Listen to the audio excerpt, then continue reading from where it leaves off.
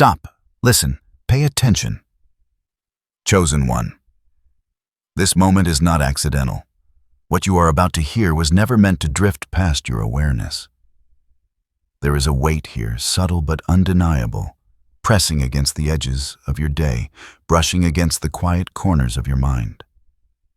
You have felt it. You have felt the exhaustion, the tension, the sense that the world's friction is slightly sharper around you than it is for others. And yet, you moved through it. You kept moving. You may not have understood why you were so aware of the small details, why ordinary tasks felt heavier, why the silence sometimes pressed too close, yet your thoughts remained intact. This message comes because those experiences, those faint yet persistent signals, were never random. They were never mistakes. They were markers pointing to a reality you could not yet fully grasp. You are being addressed directly. No one else. This is for you. And it carries the quiet authority of timing, of observation, and of truth. Right now you may be fatigued in ways that are hard to describe. The kind of fatigue that seeps into your muscles, your attention, your pulse, not merely from activity, but from existing at the edges of awareness. You have sensed pressure you cannot name, isolation that feels more like preparation than abandonment, moments when the path forward seemed to bend under invisible weight. These are not failures. They are the prelude to understanding. You have been standing in a field of subtle currents, and though you may have doubted, hesitated, or wondered, the field itself never broke you. The clarity you seek is near, but it is not a revelation you stumble into lightly. It is not delivered as a sudden epiphany, but as a recognition of what has already been happening around you. Everything that has pressed, pulled, or tested your endurance has been part of a structure you could not yet see. You have been navigating forces that do not announce themselves, and yet you arrived at this moment intact. That is not by chance. That is intentional. Your attention to this message, the very act of hearing it, is a confirmation that your presence here is required. This is not a generic caution or encouragement. It is a call addressed to the one who has moved through days of quiet strain, who has persisted despite subtle pressure, who has maintained coherence when ordinary awareness might have faltered. You are being observed not in judgment, but in recognition. What follows is not speculation. It is explanation. It is perspective. It is the beginning of a map for what you have already endured and what is poised to unfold. You are the focus. You are the chosen one. And the reason you are hearing this now is because the world has been testing, nudging, and shaping around you, and it is time for you to see the patterns that have guided you here. Your endurance is not hidden. Your stability is not accidental. And though you have felt the strain, you have done more than survive. You have remained functional, aware, and ready. This message is your bridge from unseen pressure to conscious understanding. Your time of quiet comprehension begins here. This message narrows now. It is not for everyone who hears it. It is not for those seeking reassurance out of curiosity or those looking for language to borrow. It is for you because what occurred did not brush past you indirectly. It involved you directly. The pressure you felt was not theoretical. It did not happen somewhere else. It moved through your days, your body, your attention, your decisions. You were inside it. You may have wondered whether you were imagining things, whether you were simply tired, overstimulated, or out of balance. That question itself is part of how this message confirms its destination. People who are untouched do not question their stability. They do not pause to examine their internal state. They react. They collapse. They externalize. You did something different. You stayed upright even when you did not feel strong. That distinction matters. You are being addressed as the chosen one, not as a title to inflate you, but as an identifier to remove confusion. It names the position you were already occupying before you understood it. You did not step into this role consciously. You did not declare it. You found yourself functioning inside it. That is the clearest indicator. Identity preceded awareness. What happened required a kind of resistance that does not announce itself. You did not have to summon courage or grit your teeth. You did not give speeches to yourself. In fact, you may have felt strangely neutral at moments when panic would have been expected. That is not emotional absence. That is structural stability. It operates beneath conscious effort. It is automatic. Many people equate strength with intensity. You did not become intense. You remained coherent. Your thoughts stayed ordered. Your sense of self did not fragment. Even when your energy dipped, your orientation stayed intact. You still knew who you were, what mattered, and what could wait. That is not learned in the moment. That is built long before pressure arrives. This message is for you because the experience required someone who could absorb impact without dramatizing it.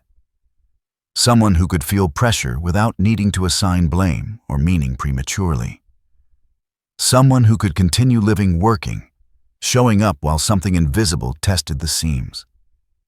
You did that without applause, without confirmation, without language for it. The difference between conscious struggle and unconscious stability is subtle but decisive. Conscious struggle is loud. It demands witnesses. It narrates itself. Unconscious stability is quiet. It does not need to be seen. It simply holds. You did not fight to stay standing. You simply did not fall. That is why this message is precise. It is not trying to convince you of who you are. It is explaining why what happened did not take you out. You were already positioned to withstand it. You were already aligned in ways you may not have named.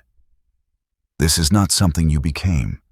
It is something you revealed by remaining intact when circumstances suggested you should not have. Now consider the sensations you have carried, those moments of heaviness, restlessness, tension in your chest, slight headaches, or that low hum of unease that followed you through the day. Most would call these distractions problems or weaknesses. You may have even blamed yourself, wondering if you were overreacting, imagining pressure where none existed. That is the usual story. But in your case, these sensations were not flaws. They were signals. Every tight muscle, every fleeting fatigue, every restless thought has been a message encoded in your experience. They were markers of transition, not malfunction. The body and mind often communicate in ways that do not announce themselves with clarity, and you over time have become attuned enough to notice them without panic. That attention is rare, but it has been your guide. Think of the moments when you felt drained, when your energy dipped despite ordinary rest. It was not a deficit, it was an adjustment. Your system was responding to a subtle shift in circumstance, an invisible alignment that required recalibration. Emotional tension that seemed disproportionate to the events of the day was in fact a signpost. It told you something was in motion, something significant enough to nudge your attention even before you could consciously name it. Isolation, too, may have appeared as a challenge. Long stretches when connection felt distant or muted were not evidence of separation or rejection. They were conditions under which your internal structure could remain coherent. You were not abandoned. You were placed in the environment necessary for your stability to manifest, without distraction, without interference. These were the crucibles of quiet insight. Confusion. Another companion in these periods was not failure of understanding. It was an invitation to observe, to differentiate, to notice the patterns of your own responses. The physical and emotional sensations that accompanied it, light pressure behind the eyes, tightness in the shoulders, a restless energy in the limbs, were indicators that something beyond ordinary circumstances was in motion. They were signals, not faults. And so the narrative of struggle you may have been telling yourself is incomplete. You were not failing. You were receiving data. You were not overreacting. You were translating the language of transition. Each moment of fatigue, tension, or disquiet was evidence that your internal systems were adjusting to realities invisible to those around you. What you may have felt as randomness or even personal inadequacy was actually preparation. Each subtle physical and emotional signal was a marker of endurance, a quiet testament to your capacity to remain functional, aware, and coherent when ordinary pressure would have tipped the balance. Recognizing this is not abstract. It is practical. It allows you to stop judging yourself and start reading yourself. To notice the currents beneath your experience. To understand that what seems like weakness is in fact the precise mechanism through which your stability has been communicated and maintained. You are not defective. You are not failing. You are receiving the language of your own endurance, written in sensation, emotion, and awareness. And that language is about to become even clearer. There is another layer to this experience, one that most never perceive. What you endured was not random pressure. It was coordinated, intentional in its structure, even if invisible to the casual observer. Forces moved around you, timing adjusted events, aligned, small, subtle, almost imperceptible, but always directed. And yet you navigated through it without collapsing. You remained functional, composed, coherent, and present. That is not ordinary. That is not luck. That is stability under unseen influence. Consider how often life moves with randomness, with coincidence masquerading as order. Yet here, there was order. You may not have recognized it in the moment. Days may have felt heavy, circumstances, confusing, fatigue persistent. But there was a pattern. The pressures came in waves, moments of challenge interspersed with reprieve enough to test endurance without destroying it. You were inside a structure that was invisible, yes, but real. And your internal coherence allowed you to navigate through it with precision that few could maintain. What is remarkable is that the pressure did not stop your functioning. You continued to speak, to move, to make decisions, to respond to the ordinary demands of your life, all while this invisible framework pressed and tested. Many would have been forced to stop, to retreat, to react defensively. You did not. You maintained composure, attentiveness, and presence. This is not an exaggeration. It is factual observation of the way your mind, body, and attention coalesced to remain whole, intact, operational. There is no need for dramatization. There is no need to imagine battlefields or threats. The reality is subtler, yet no less real. It is the way life tests some of us quietly and visibly, with pressure that does not announce itself but measures the capacity for functional endurance. You did not need to fight consciously because your internal structure carried you. Resistance was automatic, integrated, coherent. You were stronger than you knew because you did not have to struggle to be. You simply remained. This is a critical distinction. Pressure that is unseen can feel like confusion or chaos. You may have felt it as tension, as a low-level unease, as a whisper of alertness that never fully turned into anxiety. That is how the unseen operates.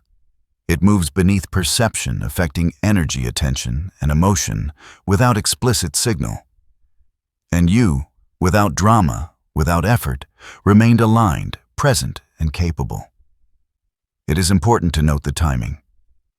These pressures arrived in recent days, recent weeks, perhaps even recent months. They were not scattered at random. They were structured, purposeful, coordinated in such a way that ordinary coping mechanisms would have been challenged. Yet you did not falter. That is evidence of something fundamental. Your internal systems are functional at a level that does not require conscious intervention in order to maintain integrity. You did not stumble. You did not break. You did not misstep. You remained coherent in the midst of something many would not have perceived let alone endured. And that endurance is the foundation of what follows the lens through which your experiences can now be understood. You were not passive. You were not unaware. You were simply aligned with your own stability, responding to the environment in real time, without requiring dramatic effort, without needing to consciously fight. This is rare. This is functional resilience in its most practical form. It is the way you remained unbroken when circumstances were designed to test the seams. And now, with this perspective in place, we can examine the individual points of pressure, the distinct categories of experience, and see how your coherence persisted through each one.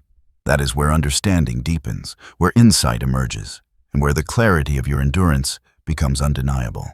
There are several distinct points where pressure touched your life, and it is worth breaking them down so you can see with clarity how your stability was maintained. These are not abstract categories. They are reflections of real psychological and physical experiences that anyone navigating stress might encounter. By identifying them, you can understand how each operated and how you, without conscious struggle, remained intact. The first is doubt. You likely noticed moments when your judgment wavered, when small decisions felt heavier than usual, when a familiar path suddenly seemed uncertain. Doubt is a common response to subtle, unseen pressure. But notice this: you continued to make choices, to follow through, to act even in the midst of internal questioning. Your decisions were slower at times, perhaps more deliberate, but they were never absent or paralyzed. You regulated internally. You noticed, adjusted, and proceeded. That is a demonstration of coherent functionality, not weakness. The second point is fear, though perhaps it never appeared as full-blown panic. Fear often shows as a mild tightening in the chest, a shortness of breath, a flutter of thought that distracts from focus. In your case, these sensations were likely present but contained. You did not overreact. You did not catastrophize. Your body acknowledged the signal, and your mind continued to operate without allowing it to dictate behavior. That is not suppression. It is integrated awareness. You felt, but you did not fragment. The third point is energy drain. Many of the pressures around you were cumulative. They tugged at attention, disrupted routine, made tasks heavier than they should have been. Yet you kept moving.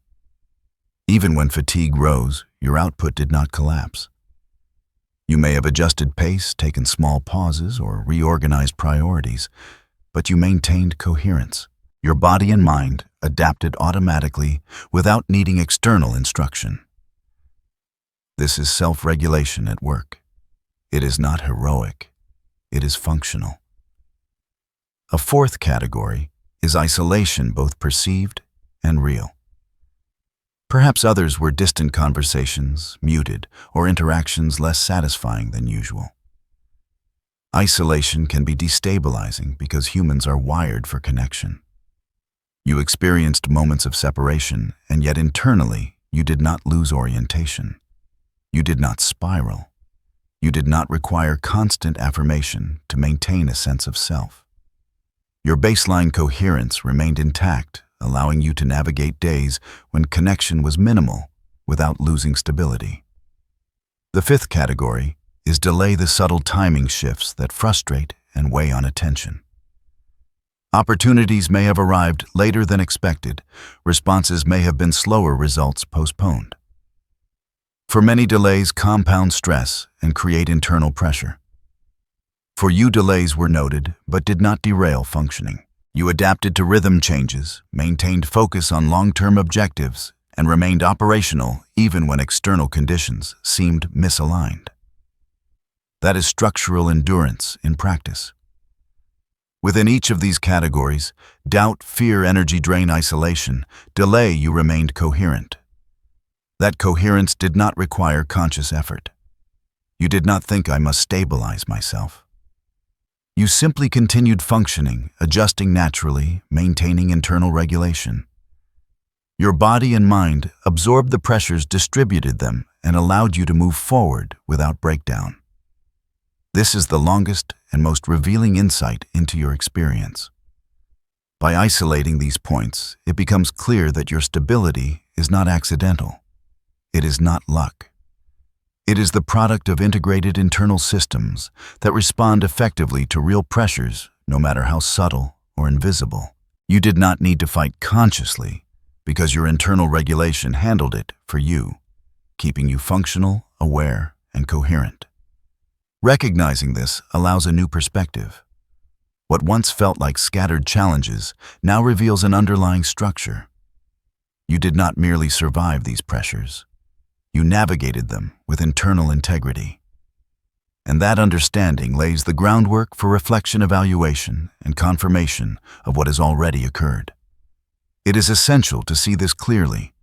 You were not flailing, not compensating, not overexerting. You were present. You were coherent. You were functioning even when ordinary conditions might have caused collapse. And this is exactly what marks the moments to follow as meaningful, intentional, and instructive for your ongoing awareness. Now take a moment to reflect on what has just been laid out. Step back from the categories, from the sensations, from the invisible pressures. Look at the entire sequence with a quiet, observational mind. What you notice is not luck, coincidence, or happenstance.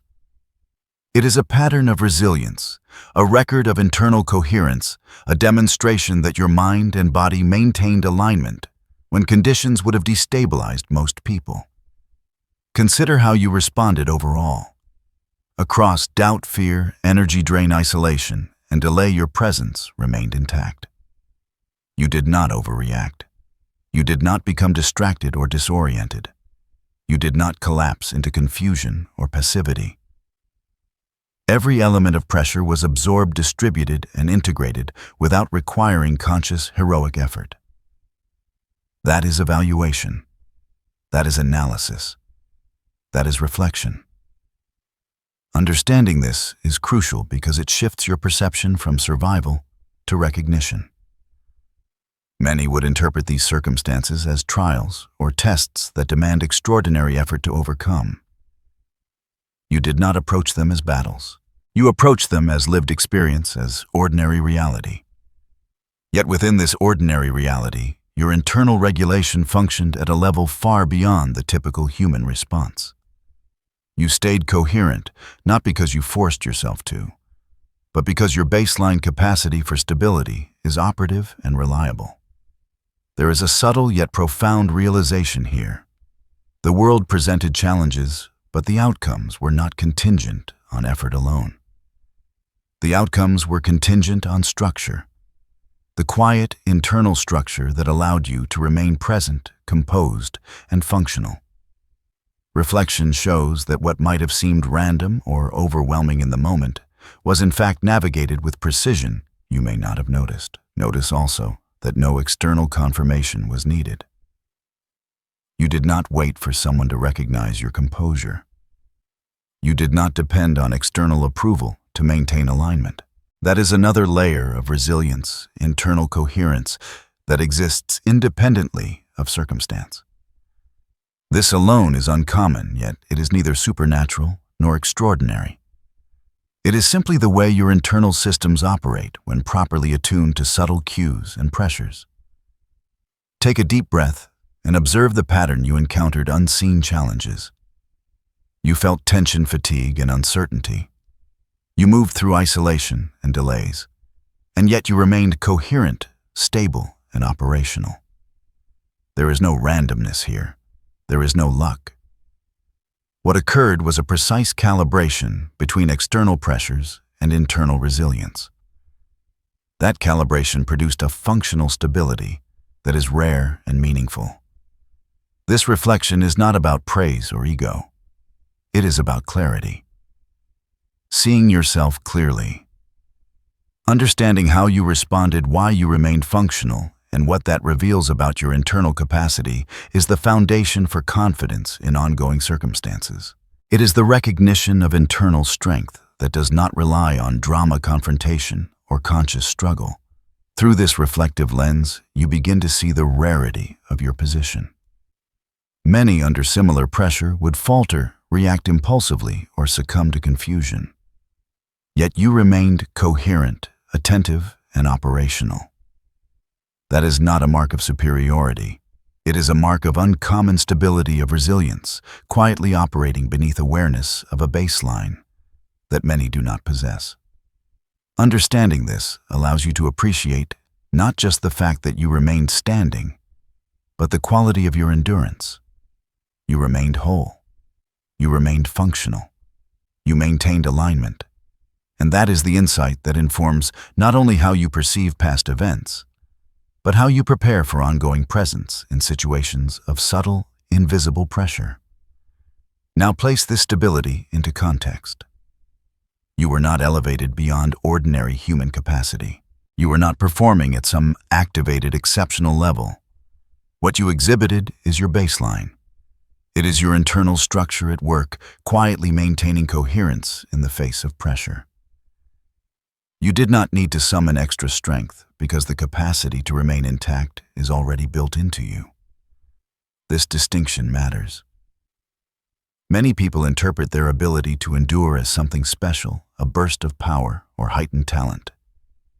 That is not what happened with you. You did not need to turn on anything. You did not consciously deploy reserves or summon effort beyond what your system naturally provides. You were steady because your internal systems, your mind-body integration, your attention and awareness are calibrated to maintain coherence under pressure. That is preparation. That is maturity. That is functional baseline. Your stability is rooted in experience in prior alignment, in the gradual development of internal coherence. It is not activated heroism. It is cultivated reliability. You are not exceptional in a flashy sense, you are consistent. You are not extraordinary in appearance, you are dependable. And this reliability is what allowed you to navigate subtle pressures that would disrupt most people. Notice also the subtlety of your responses. You did not react impulsively. You did not overcompensate. You did not mask uncertainty with external action. Instead, you absorbed, regulated, and proceeded. That is internal coherence speaking quietly but firmly. Your capacity to stay functional without dramatic effort reflects preparation over time.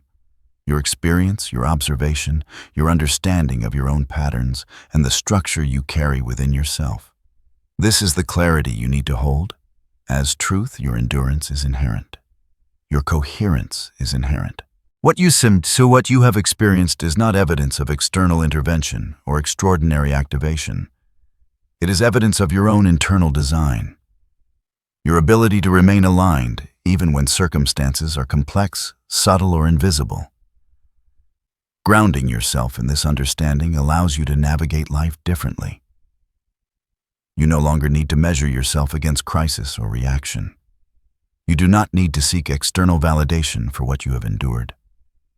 You can recognize the quiet integrity of your baseline. This is your identity, solid, stable, and operative in the background of your daily life. Locking this identity firmly does not create ego. It does not inflate your perception of self. It simply acknowledges the structural truth of your own endurance. You are coherent. You are stable. You are prepared. And you carry this baseline with you in every moment, whether pressure is present or absent. Recognize this, and you can operate from a place of calm certainty. You do not need to activate anything extraordinary to meet life's demands. You do not need to rely on chance or circumstance to remain functional. Your internal systems, your awareness, and your coherence are already sufficient. This understanding forms the foundation for integration, practical orientation, and measured sustainable action in the days to come.